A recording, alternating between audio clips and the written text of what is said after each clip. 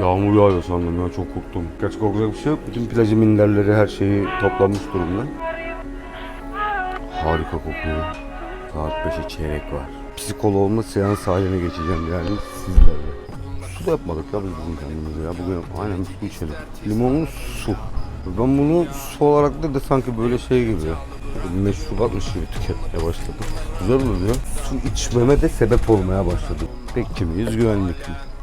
Bekçiyiz. Çünkü biz burayı bekliyoruz. Güvenlik görevlisi olabilmemiz için güvenlik sertifikasına ihtiyacımız var. Bekçi ile güvenlik aynı. Ama size şimdi bir şey göstereceğim, bir şey izleteceğim. Soğuk inan bana çocuk, ben çok kere sallandım. Tanrı biliyor işini ya. O kadar güzel şeyler yaratmış ki. Benim plaj açma mesaisi başlıyor. Görüşmek üzere, hoşçakalın. Kendimi affedemem sandım, son şansımı affedemem Tanrım.